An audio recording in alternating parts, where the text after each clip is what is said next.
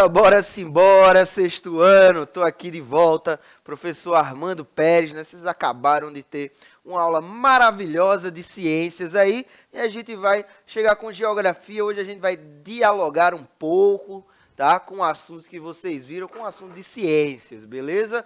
Mas antes de começar nossa aula, né, vou apresentar quem está aqui comigo, eu estou com o Clisma, né, fazendo a interpretação para as Libras, deixando nossas aulas mais acessíveis.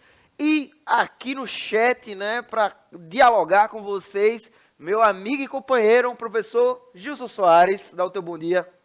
Bom dia, pessoal, tudo bem com vocês? É sempre um prazer estar aqui mais uma segunda-feira dialogando com vocês sobre a sustentabilidade. Já conhece, né? Professor Gilson Soares, rapaz do rostinho lindo, quem já deu seu bom dia aqui foi o Sabino. Faça feito Sabino, interage com a nossa aula, estamos aqui à disposição. Vamos nessa, professor? Vamos embora. Tem mais alguns recadinhos, hein? O primeiro deles é aquele que é fundamental, né? Nossa aula, ela está disponível aí para vocês de diferentes formas, né? Uma delas é você baixar o aplicativo do Educa Recife, né? Vão aparecer QR Codes aqui, em algum momento vai chegar um QR Code aqui nesse canto. Aê, chegou, beleza. Então, você aponta o seu celular, né, com um leitor de QR Code aberto, né, professor Gilson? Porque a gente Exato. fala, você aponta o celular e a magia acontece, não é bem assim. Você tem que Uhum. ter um leitor de QR Code, abre esse leitor e aponta aí para esse código e aí sim, né, você vai ser levado ou levada para a área de download, né, do aplicativo Educa Recife, onde tem todas as aulas, né, as aulas anteriores, ou você pode curtir no YouTube também, tá? Que lá dá para compartilhar, enfim, por aí vai. Se você estiver no aplicativo agora, manda o teu bom dia, fala aqui com o Gilson, manda dúvidas, né? Se for no YouTube, bota aí comentários, dúvidas que a gente traz sempre aqui. Aproveitar a última coisa, mandar um abraço para as professoras e professores, né, da cidade, né, do Recife, que estão junto com a gente aí, sempre dando esse apoio, sempre, né, levando nossas aulas também, possibilitando que nosso trabalho seja mostrado por aí, beleza? Então, tema da aula de hoje, né, continuando a nossa análise passada, vai ser temas para, ficou até redundante aí, né, temas para análise local e global. Então, na aula passada a gente começou a abordar a questão da escala, né, como a gente utilizando, né, as escalas, a gente consegue observar os fenômenos, né, e tudo isso para a gente passar a utilizar, né, passar a refletir sobre a sustentabilidade. Então, hoje a gente vai se aproximar disso. Né? Vocês lembram que existe a escala cartográfica, né, que é aquela escala dos mapas, né, a redução do real para o gráfico, né, para o mapa, e a escala geográfica, que vai medir aí qualitativamente os fenômenos, beleza? Se não tiver lembrado, olha lá a nossa aula passada, que está mais, né, detalhado lá. Beleza? Então, continuando aqui, ó, a escala global, ela vai ser dividida, né, ou a escala geográfica, ela vai ser dividida em global, nacional, regional ou local. Isso vai variar, né, minha gente? Dependendo de onde você parta, né, dependendo de onde você vai observar, você vai variar aí o início dessa escala. Né? Mas, de forma geral, a gente observa, né, na nossa aula, a gente está abordando do local ao global, porque a partir disso vai ajudar a gente a entender, né, os fenômenos climáticos, por exemplo, as questões, né, ambientais, que são o foco, né, um dos focos das nossas aulas de sustentabilidade, beleza? Então, aqui a gente tem uma pergunta disparadora que vai chegar aí na tela para vocês. Vê só, como a análise local global nos auxilia a refletir sobre sustentabilidade? Ou seja, como aquela reflexão que a gente fez na aula passada pode ser levada, né, para a sustentabilidade. Eu já dei algumas dicas a vocês, né? Deixei uma atividade na última aula para a gente refletir, justamente para trazer aí já formigar o cérebro de vocês para essas questões. Então, primeira coisa que eu vou trazer aqui para a gente entender isso, né, é a Terra e seus subsistemas. Veja, tem muita coisa aí. Eu vou ler. Nós temos 4 fotos, né? Tem um esquema com um monte de seta aí, mas nós temos 4 fotos principais, né? E na de cima está escrito atmosfera, na da esquerda, água, na de baixo, solo, e na da direita, seres vivos, né? Então, tem esses sistemas, né, que a gente já falou aqui em ciências também, com certeza vocês já viram, tá? O professor Gilson também aborda isso na geografia, né? Já falou sobre solo. E aí a gente tem, né, as relações entre esses seres vivos, né? Eu vou dar um exemplo aí, né? A gente tem, por exemplo, as plantas que vão liberar gases, né, para a atmosfera, vão absorver também gases da atmosfera, vai haver essa troca aí através da luz, na fotossíntese. Essas plantas, elas vão estar no solo, obviamente, vão se alimentar, né, através da água, né, dos nutrientes ali do solo, tá? Então, veja, eu relacionei esses 4 subsistemas aí.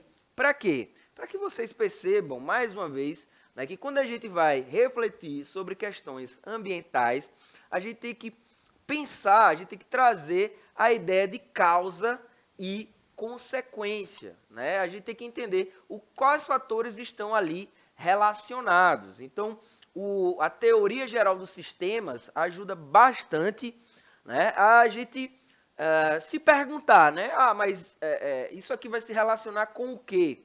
Ou esse fenômeno que eu estou observando, ele tem quais consequências? Aonde essas consequências vão se manifestar? Percebe? Então, é muito comum a gente analisar dessa forma. Eu trago isso aí para vocês, né, para ficar como exemplo de estudo, né? Muito importante a gente incluir isso na reflexão sobre sustentabilidade. Belezinha? Então, vamos continuar aqui, ó. Qual elemento que falta dentro dos subsistemas da Terra? Daquele que a gente viu ali, né? Qual elemento, assim, faltou ser mais detalhado? E aí, professor Gil, você tem um palpite? Rapaz, a gente, quando estuda, né, A gente viu ali dentro que, a gente viu da ali que ciência tem... geográfica, né, a gente sempre tem essa relação, né, do homem com a natureza, o espaço, né, a gente fala tanto do espaço geográfico, né, é justamente essas inter-relações. Mas diga aí, professor. Ah, sim. Então, o que que acontece? Por isso que é sempre importante a gente falar da sustentabilidade. Porque Beleza, se não Gilson. houver esse equilíbrio aí, entre os dois lados, aí é desmantelo, viu, professor? Beleza. Então, o que é que acontece? A gente tem, né, como o professor Gilson falou, a relação do homem no ambiente, né? Então, é exatamente esse elemento que está faltando aí nesse esquema, né? A gente está falando da relação humana, né? Então, como a sociedade, né, ela vai influenciar naqueles subsistemas que a gente tem ali, né? Então, veja, eu trouxe aí para vocês um esquema que relaciona com a agricultura, né? A agricultura, ela é um fenômeno, né, que vai ser fundamental para a espécie humana se estabelecer na superfície terrestre, né? Vocês vão estudar aí em história, possivelmente já estudaram ou estudarão ainda esse ano, né?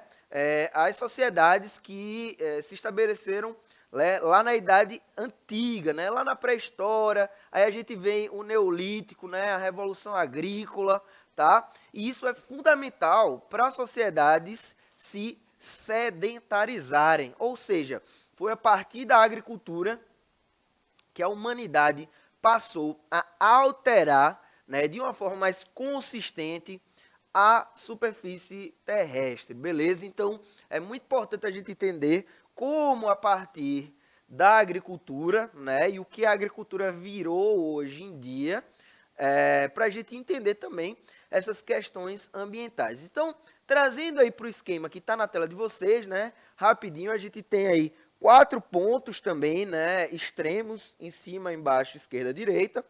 Tá? Em cima a gente vai ter sistema político, embaixo sistema demográfico e cultural.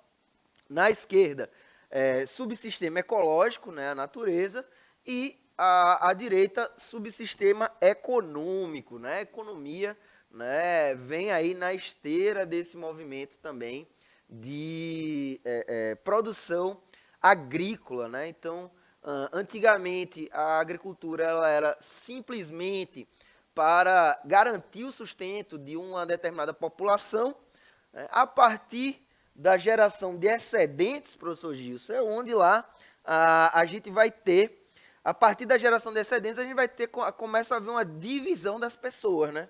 Porque antigamente a gente tinha a parte da população que trabalhava ali no campo, outra coletava, caçava, enfim, tinha aquela divisão assim de tarefas, e aí começa a agricultura a gerar excedentes, começa a ter ali, ó, tá sobrando aquilo ali, o que é que a gente vai fazer com isso, vai trocar, vai por quem, né? Então, se diz, né, que as classes elas começaram a se desenvolver a partir daí, né? Obviamente que já existia clero, né, essas referências culturais e religiosas, beleza? Então, no centro disso aí a gente tem a agricultura, tá? E vamos aqui pensar, né? A agricultura, ela gerou o desenvolvimento, né? Esse sistema agrícola, né? O desenvolvimento dos sistemas agrícolas, gerou o desenvolvimento da espécie humana, né? A gente conseguiu habitar de forma mais eficiente os lugares, né? Retirar alimento de forma mais eficiente, domesticar as plantas, domesticar animais, percebem? Então, isso, de certa forma, é um desenvolvimento. E aí eu pergunto, o que é desenvolvimento? Né? Isso que eu falei é um exemplo de desenvolvimento. Mas se a gente quiser entender direitinho o que é o desenvolvimento, como é que a gente faz? Vamos ver aqui, ó. Leiam aqui comigo, vai chegar na tela aí para vocês, né? Tá bem, é um conceito bem, como é que eu posso dizer, amplo, né? Mas é importante a gente, desde o sexto ano, já refletir de forma, né, precisa sobre as coisas. Então, o desenvolvimento, segundo esses autores aí, deve resultar do crescimento econômico acompanhado de melhoria de vida, ou seja, deve incluir as alterações da composição e alocação de produtos, de recursos, pelos diferentes setores da economia, de forma a melhorar os indicadores de bem-estar econômico e social, ou seja, pobreza, desemprego, desigualdade, condição de saúde, alimentação, educação e moradia. Gilson, esse conceito de desenvolvimento, como é que ele é praticado? Né? Dá uma noção aí, puxa um pouquinho para a geografia, como é que no espaço geográfico, né, a gente percebe essas diferenças. Se a gente pega duas imagens, hoje do Recife, e uma imagem de alguns tempos atrás no Recife, a gente vai notar diferenças, principalmente o quê? Nas paisagens. Vocês vão ver que as construções prediais vão ser diferentes. A questão da circulação das pessoas na cidade vão ser diferentes, ou seja, os automóveis já são diferentes. Até a maneira do povo se vestir também é alterado, muito proporcionado pelo quê? Pela questão dos desenvolvimentos, aí vem da indústria, de todos esses setores que vão interferir na sociedade. Por isso que quando a gente estuda as revoluções industriais, revolução, ou seja, teve alguma coisa que mudou alguma característica daquele local. Então, ou seja, aí muda transporte, professor, muda a questão social, muda a questão cultural, ou seja, as cidades vão se desenvolvendo, vão crescendo. Por isso que é muito até essa questão do crescimento populacional, o quanto aquela cidade está se desenvolvendo. A gente estuda muito a questão do PIB, professor. Sim. Então está tudo isso atrelado à questão do desenvolvimento das cidades. Perfeito, Gilson, valeu mesmo. Ó, então o professor Gilson trouxe esse aspecto muito importante, né, que a gente consegue perceber na paisagem, né? Ou seja, se você vê ali uma qualificação de um bairro que antes não tinha um esgoto, que antes não tinha uma coleta de lixo. Então, é como você percebe, ó, esse lugar aqui está mais desenvolvido do que era antes. O ideal, minha gente, seria que todos os bairros, né, de saída, assim, de abertura, vamos ter um novo bairro aqui. Então, esse bairro já contar com coleta de lixo, já contar com rede de iluminação pública, né, porque, veja, isso está na Constituição brasileira, né, no Estatuto da Cidade também. Porém, né, a gente vive num país que tem muitas desigualdades. É por isso que quando fala de desenvolvimento, o Brasil é um país, será que o Brasil é um país realmente desenvolvido? Né? É chamado de emergente, mas em alguns lugares tem características de subdesenvolvido. Então, é uma reflexão que a gente vai fazer mais para frente, né? Em geografia, com certeza, né? Mas a gente faz em outras disciplinas também. Beleza? E aí eu trouxe aqui para vocês, né, que desenvolvimento, ele também, né, segundo aquele conceito ali, ele também, além de questões econômicas, né, aí no meio você tem uma imagem, né, de uma pessoa com uma estrelinha na cabeça, e aí tem alusão aí a essa questão do desenvolvimento. Você tem uma casa, né, eu pensei que era uma seta em algum momento, mas é uma casa, né, você tem uma, para cima não, porque está desenvolvendo, não, é uma casa, aí você tem o símbolo do cifrão, né, que é renda, né, você tem ali a saúde, e é uma coisa importante, meus alunos, minhas alunas, pessoal de casa, espectadores, é que a gente deve entender, né, que renda, né, é uma forma de você ter ali a troca, né? Então, essa renda, ela pode ser em produtos, ela pode ser em diferentes coisas, Gilson. Ela não necessariamente está ligada à moeda, né? A renda,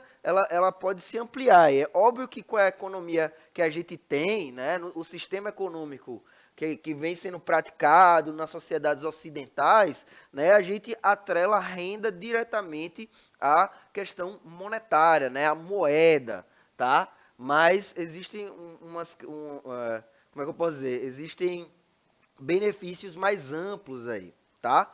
Então, saúde, né? A gente tem o SUS, né? Então, isso indica é um indicador de desenvolvimento, né? Você ter saúde gratuita para a população, tá? E você tem outros fatores aqui, né? Eu coloquei aqui essa imagem, né? Que tem um monte de alimentos aí, de perto vai dar para ver melhor, depois quando fechar aí, pronto. Mas você tem uma série de alimentos. Por quê? Porque desenvolvimento também é você ter uma alimentação variada, minha gente, né? Essa coisa de dizer, você tem aí o Brasil maior exportador de soja, né? Planta muita soja. Então você tem a agroindústria, por exemplo, que coloca soja em tudo, né? Você pega a embalagem de um biscoito, pega a embalagem de um salgadinho, você vai estar lá. Pode conter soja, trigo, cevada, aveia, cuidado, né? Se você for alérgico, amendoim.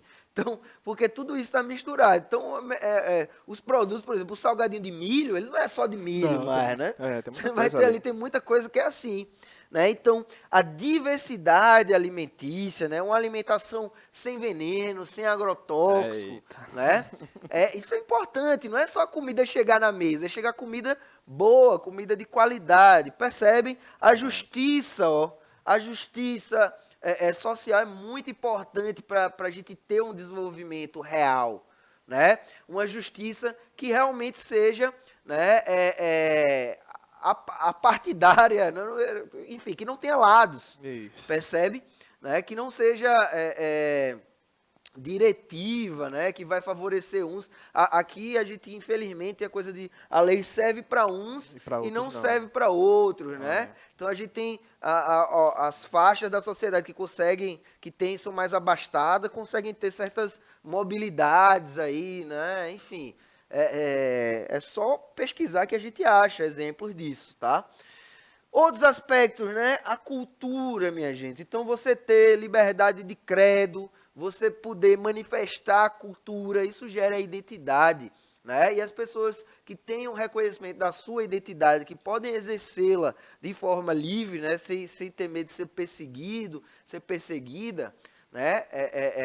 Tem uma melhor qualidade de vida. Então, isso interfere na qualidade de vida das pessoas.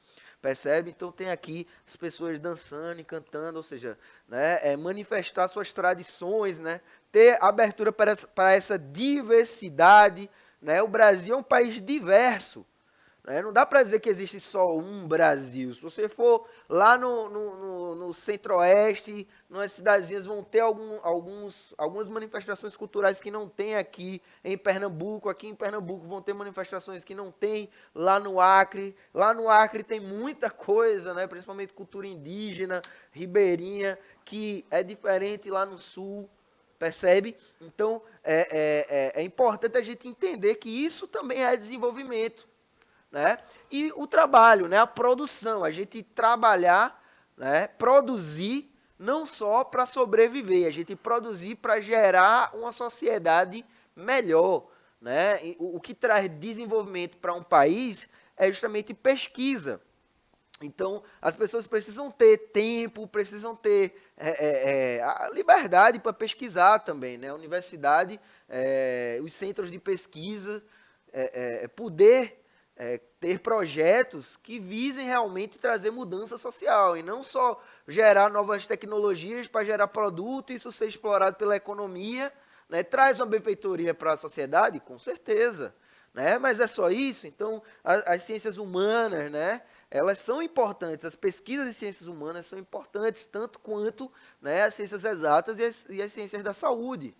Né? Por quê? Porque a gente precisa entender a sociedade que a gente está vivendo, né? E muitas vezes esse avanço ele é muito mais lento, né, para determinadas áreas. Tá? Então, pegue aí os países considerados desenvolvidos, o quanto eles investem em pesquisa, né, e desenvolvimento de inovação. Né? Inovação não é só coisa tecnológica, tá? Então, esse quadro aqui, minha gente, ele é muito importante, né, o ponto alto da nossa aula, porque é onde a gente vai realmente debater o que é desenvolvimento. É importante vocês debatam aí na sala de vocês, né? Deixa aqui como sugestão, né, esse debate, né, como é que a gente percebe o desenvolvimento da nossa vida, ok? Então, vamos seguir aqui, ó. E aí, no mundo, a gente tem alguns padrões para medir o desenvolvimento, né? A ONU, né, através do Programa das Nações Unidas para o Desenvolvimento, né, ao longo de décadas, trabalhou aí em cima de como criar um índice para perceber o desenvolvimento, a qualidade de vida nos lugares. Esse índice é o IDH. Joga na tela aí, Juninho, por favor. Esse índice é o IDH. Né? Então, onde a gente percebe que está mais escuro, vai ter um melhor IDH. Onde a gente percebe que está mais claro, vai ter um IDH inferior, um IDH baixo. Né? E aí, a gente observa, por exemplo, a África aí no centro da tela, né? Quem não sabe onde é que está o continente asiático, africano é o continente que está aí, né, ao lado do Brasil, no centro da tela, beleza? E que está mais branco. Então, por que aí? É só porque os países são pobres? Não. Não é, professor Gilson? Nada disso. Porque aí, ó, tem um passado de exploração, tem um passado eu gosto de dizer, professor, de desorganização territorial, né, que foi, infelizmente, né, o colonialismo e o neocolonialismo praticado pelas nações europeias, tá? A gente vai detalhar isso em geografia, o professor vai detalhar também, mas o nosso objetivo aqui é só fazer en passant aí, tá? Por isso aí, porque a gente tem mais coisa para ver, ó. Desenvolvimento na América do Sul. Veja a questão do local, né, professor Gilson? Sim. E do global. Eu parti de onde, meus alunos? Parti de onde, Gilson? Parti do global, né? E agora a gente vai o quê? Afunilando. Vai descendo. Então, para perceber essa noção da escala, aqui a gente tem, né, o mesmo IDH na América do Sul, que é o nosso subcontinente. Tá? Então, a gente tem o Brasil, aí tem um IDH considerado alto. Né? A Argentina, Uruguai e Chile, que são esses países que estão mais escuros, são os melhores IDHs, né? O Chile sendo aí o primeiro, né, ocupando a primeira colocação no IDH da América do Sul, e os demais países aí, né, o mais baixo vai ser o da Guiana, né, ali ao norte, fazendo fronteira com o Brasil, beleza? Vamos aqui, ó, aprofundando a nossa escala, né, percebendo a nossa escala. Agora a gente já aproximou para a escala o quê? Nacional, né? Para a escala do Brasil. Então a gente tem os estados brasileiros e o IDH dos estados brasileiros, tá? Então nesse IDH a gente tem aí, ó, Pernambuco. Você sabe já onde é Pernambuco aí no mapa, com certeza sabe. Procura aí Pernambuco, né? E vamos ver o IDH de Pernambuco. O IDH de Pernambuco, né? Tá aí a leste, né? Eu só uso assim, a leste do nosso território. Eles têm que se acostumar com isso. Observe a seta aqui do mapa embaixo, né? Para onde está o norte e ache o leste. Então a gente tem aí o leste, onde está Pernambuco, o IDH de Pernambuco, né? nessa medição aqui, tá? Era de 0,727, né? O IDH do Brasil aqui está 0,765, né? Então, veja, a gente tem uma generalização aí, né? Esse IDH, ele vai ser uma generalização, ele vai considerar a qualidade de vida em determinados lugares, né? Será que é tudo igual? Mede tanta coisa, né, professor? Pois é. Será que é tudo igual? Né? A condição de vida aqui em Recife é a mesma da condição de vida, sei lá em Teresina? Pois é. Não é, né? Porque existem as especificidades que muitas vezes estão ligadas ao sítio urbano, onde a cidade está localizada, né? Recife tem uma íntima relação com o mar e com o rio.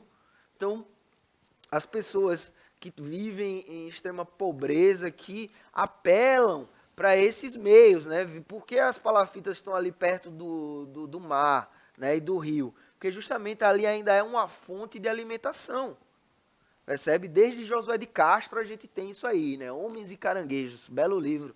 Leiam Josué de Castro. Beleza? Então aqui no Brasil a gente vai destacar, né?